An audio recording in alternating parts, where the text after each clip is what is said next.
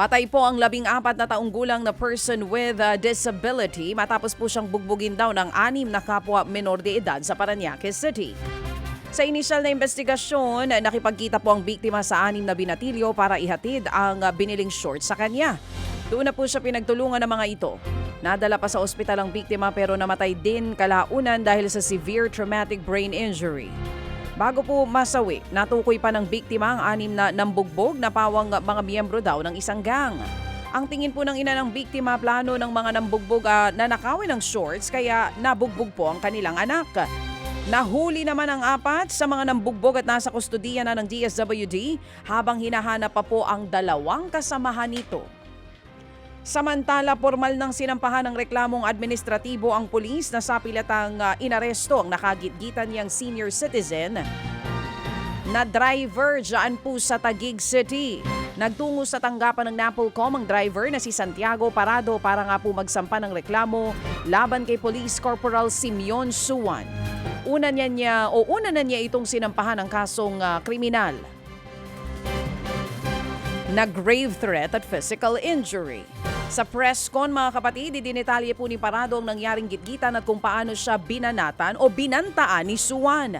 Nagkaroon daw sila ng kasunduan sa barangay noong araw ding iyon. Pero nang kumalat na sa social media ang video ng sapilitang pag-aaresto sa kanya, binalikan daw siya ni Suwan at sinabing ipakukulong ito.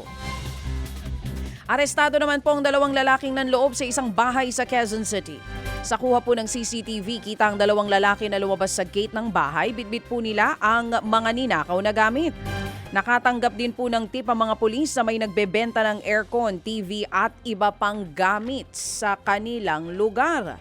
Dito na po nagpanggap na buyer ang mga pulis kaya huli ang mga suspect.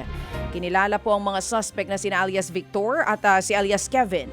Na-recover po sa kanilang isang baril, mga bala at mga ninakaw nilang gamit kabilang po ang TV at aircon. Naharap po ang 2 kawatan sa kasong robbery at sa paglabag sa Anti-Fencing Act at sa Comprehensive Firearms and Ammunition Act. Mga kapatid, patuloy po kayong tumutok sa 105.9 True FM para sa totoong balita, impormasyon, music and entertainment. Mag-subscribe sa aming YouTube channel at podcast at sundan nyo kami sa Facebook, Instagram, X at TikTok sa True Network PH. Bisitahin din po ang aming official website, truefm.ph. At panoorin din kami sa True TV Signal, Channel 19. Kami po ang 105.9 True FM. Laging true sa'yo, kapatid.